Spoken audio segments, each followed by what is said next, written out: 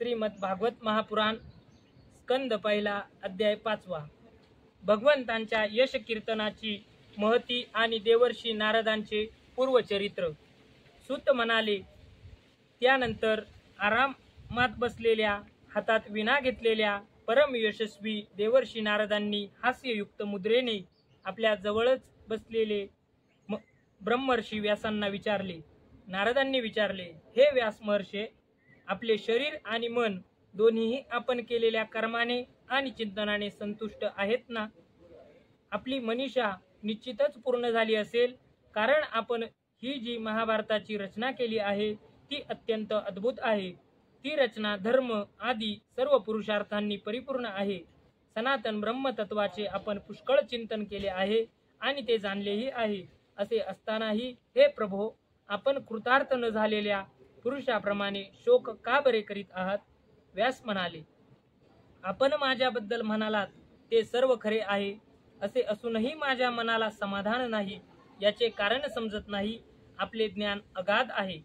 आपण साक्षात ब्रह्मदेवाचे मानसपुत्र आहात, म्हणून मी आपणाला याचे कारण विचारित आहे। आपण सर्व गुप्त रहस्य जाणता, कारण आपण त्या पुराण पुरुषाची उपासना केली आहे की जो प्रकृती आणि पुरुष अशा दोन्हींचा स्वामी आहे। स्वतः निसंग राहूनही केवळ आपल्या संकल्पनाने गुणांच्या द्वारे या सृष्टीची उत्पत्ती, स्थिती आणि प्रलय करीत राहतो। आपण सूर्याप्रमाणे तिन्ही लोकांत भ्रमण करता आणि प्राणवायूसारखे सर्वांच्या अंतःकरणाचे साक्षी आहात। मी नियमांच्या द्वारा परब्रह्म आणि शब्दब्रह्म या दोन्हींचीही पूर्णपणे प्राप्ती करून घेतली असताही माझ्यामध्ये जी उणीव आहे ती आपण सांगावी। श्री नारद म्हणाले, आपण बहुधा भगवंताच्या निर्मल यशाचे गुणगान केले नाही। मला असे वाटते की ज्यामुळे भगवंत संतुष्ट होत नाहीत असे शास्त्र किंवा ज्ञान अपूर्ण आहे। मुनिवर्य, आपण धर्म आदी पुरुषार्थांचे जसे निरूपण केले आहे तसे भगवान श्रीकृष्णांच्या महिम्याचे निरूपण केले नाही।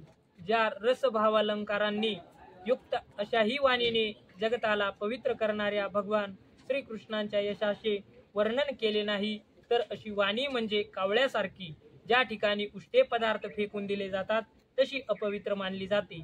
मानस सरोवरात विहार करणाऱ्या हंसाप्रमाणे ब्रह्मधामात रममान होणारे भगवत चरणांचे आश्रित परमहंस अशा रचनेच्या ठिकाणी रममान होत नाही। या उलट जी रचना दूषित शब्दांनी भरलेली आहे, परंतु जिचा प्रत्येक श्लोक भगवंतांच्या सुयश सूचक नामांनी भरलेला आहे, तीच वाणी लोकांच्या सर्व पापांचा नाश करते। कारण सतपुरुष अशाच वाणीचे श्रवण, गायन आणि कीर्तन करतात। मोक्षप्राप्तीचे साक्षात साधन असलेले निर्मल ज्ञान भगवत भक्त विरहित असेल तर ते तितकेसे शोभत नाही। तर मग जे साधन आणि सिद्धी अशा दोन्ही अवस्थेत नेहमी अमंगल असते ते काम्य कर्म साधन, आणि जे भगवंताला अर्पण केले नाही असे अहेतुक देखील कर्म तरी कसे बरे शोभेल? व्यास महर्षी, आपली दृष्टी अचूक असून कीर्ती पवित्र आहे। आपण सत्यव्रती आणि दृढवर्ती आहात। असे असल्याने आपण समाधीच्या योगाने संपूर्ण जीवमात्रांना बंधमुक्त करण्यासाठी अचिंत्य शक्ती भगवंतांच्या लीलांचे स्मरण करा। जो मनुष्य भगवंतांच्या लीलांव्यतिरिक्त दुसरे काही सांगण्याची इच्छा करतो तो भेदबुद्धी मनुष्य त्या इच्छेने निर्माण केलेल्या अनेक नामरूपांच्या फेऱ्यात सापडतो। जसे झंझावाताने डगमगणारी नाव अखंड हेलकावे खाते, त्याप्रमाणे अशा माणसाची चंचल बुद्धी कोठेच स्थिर होत नाही। संसारी लोक स्वभावतःच विषयात गुंतलेले आहेत। धर्माच्या नावावर निंदनीय अशी सकाम कर्मे करण्याची आज्ञा आपणच त्यांना केली आहे। हे सर्व उलटेच झाले, कारण सामान्य लोक निंदनीय कर्मालाच मुख्य धर्म समजून अशा धर्माचा निषेध करणाऱ्यांचे म्हणणे ऐकत नाही। भगवंताचे गुण अनंत आहे। कोणी विचारवंत ज्ञानी पुरुषच संसारातून निवृत्त होऊन भगवंतांच्या स्वरूपभूत परमानंदाचा अनुभव घेऊ शकतो। म्हणून ज्यांचा परमार्थाकडे ओढा नाही आणि जे गुणांमुळे डळमळीत झाले आहेत त्यांच्या कल्याणासाठीच आपण भगवंतांच्या लीलांचे वर्णन करावे। जो मनुष्य आपल्या धर्माचा त्याग करून भगवंत चरणांची सेवा करीतो परंतु सिद्धी प्राप्त होण्यापूर्वीच जर त्याचे भजन पूजन सुटले तर त्याचे काही अमंगल होते का? परंतु दुसरा कोणी भगवंतांचे भजन न करता केवळ स्वधर्माचे पालन करतो त्याला कोणता बरे लाभ होतो? अशाच वस्तूंच्या प्राप्तीसाठी बुद्धिमान मनुष्याने प्रयत्न केले पाहिजेत की जी वस्तू मुंगीपासून ब्रह्मदेवापर्यंत सर्व उच्च नीच योनीत केलेल्या कर्मांचे फलस्वरूप म्हणून प्राप्त होत नाही.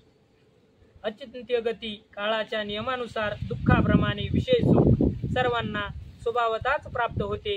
हे मुने, जो भगवान श्रीकृष्णांचा चरण सेवक आहे तो भगवत जन न करणाऱ्या पण धर्मकर्म करणाऱ्या मनुष्यप्रमाणे दैववशात काही पाप कर्म झाली तरी जन्म मृत्यूच्या फेऱ्यात अडत नाही. तो सेवक भगवंत चरणाच्या अलिंगनाने स्मरण झाल्यावर त्यापासून परावृत्त होऊ इच्छित नाही, कारण त्याला भगवत रसाची गोडी लागलेली असते.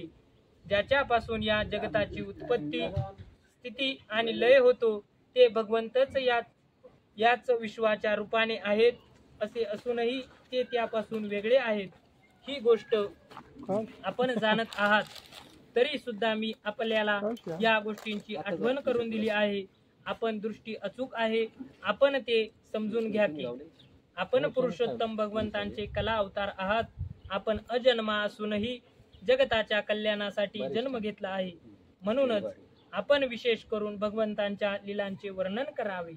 विद्वानांचे म्हणणे असे आहे की मनुष्याने केलेले तप, वेद अध्ययन, यज्ञांचे अनुष्ठान, स्वाध्याय, ज्ञान आणि दान यांचा एकमेव उद्देश हा आहे की पुण्यकीर्ती, श्रीकृष्णांचे गुण आणि लीला यांचे वर्णन केले जावे.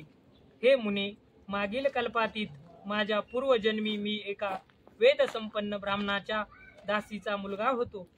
एका पावसाळ्यात काही योगी जन तेथे चातुर्मास व्यतीत करीत होते. लहानपणीच मला त्यांची सेवा करण्यास सांगितले. मी जरी लहान होतो तरी पण कोणत्याही प्रकारच्या खोड्या करीत नसे. इंद्रिये माझ्या अधीन होते. खेळण्या बागडण्यापासून मी दूर होतो आणि त्यांच्या आज्ञेनुसार त्यांची सेवा करीत असे. मी फार कमी बोलत होतो. माझे हे चांगले वर्तन पाहून समदर्शी असूनही त्या योग्यांनी माझ्यावर अनुग्रह केला. त्यांची परवानगी घेऊन त्यांच्या पात्रातील उरलेले अन्न मी दिवसातून 1 वेळा खात असे. त्यामुळे माझी सर्व पापे नाहीशी झाली. अशा प्रकारे त्यांची सेवा करता करता माझे हृदय शुद्ध झाले आणि ते लोक जे भजन पूजन करीत असत त्यात मला गोडी वाटू लागली. त्या सत्संगात लीलागान परायण महात्म्यांचा अनुग्रह झाल्याने मी दररोज श्रीकृष्णांच्या मनोहर कथा ऐकू लागलो. श्रद्धापूर्वक एक एक कथा ऐकत गेल्याने प्रिय कीर्ती भगवंताविषयी मला प्रेम वाटू लागले. हे महामुनी, जसजशी मला भगवंतांच्या विषयी ओढ वाटू लागली तसतशी त्यांचे ठिकाणी माझी बुद्धी स्थिर झाली. या स्थिर बुद्धीमुळे या संपूर्ण कारणरूप जगताला असूनही मी माझ्या परब्रह्म स्वरूप आत्म्यामध्ये ही माया आहे अशी कल्पना करू लागलो. अशा प्रकारे वर्षा आणि शरद या 2 ऋतुकालांत जे महात्मे दिवसातून 3 वेळी श्रीहरींच्या मंगलमय यशाचे सकीर्तन करीत असत आणि मी ते प्रेम भाराने ऐकत असे. त्यामुळे चित्तातील रजोगुण आणि तमोगुण नाहीशी करणारी भक्ती माझ्या हृदयात उदय पावू लागली. मी प्रेमळ आणि विनम्र होतो. त्यांच्या सेवेने माझे पाप नाहीसे झाले. माझ्या हृदयात श्रद्धा होती. मी इंद्रियांचा संयम केला होता. तसेच मी त्यांचा आज्ञाधारक होतो. ज्या गुह्यतम ज्ञानाचा उपदेश स्वतः भगवंतांनी आपल्या मुखाने केला होता ते ज्ञान त्या दीनवत्सल महात्म्यांनी कृपाळू होऊन तेथून जातेवेळी मला दिले. त्या उपदेशामुळे या जगताचे निर्माते भगवान श्रीकृष्ण यांच्या मायेच्या त्या प्रभावाला मी जाणू शकलो. ते जाणल्याने भगवंतांच्या परमपदाची प्राप्ती होते. हे ब्रह्मन, पुरुषोत्तम भगवान श्रीकृष्णांनाच सर्व कर्मे समर्पित करणे हेच संसारातील त्रिविध तापांवर एकमात्र औषध आहे. हे मी आपणास सांगितले.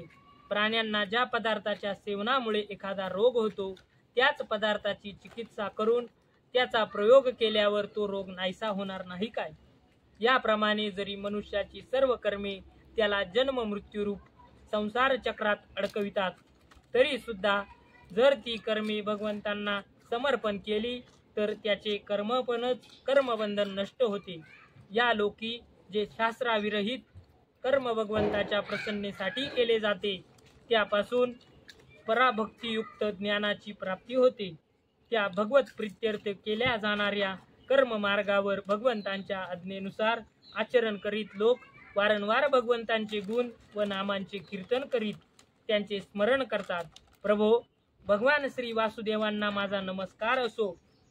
आम्ही आपले ध्यान करतो. प्रद्युम्न, अनिरुद्ध आणि संकर्षण यांनाही नमस्कार असो.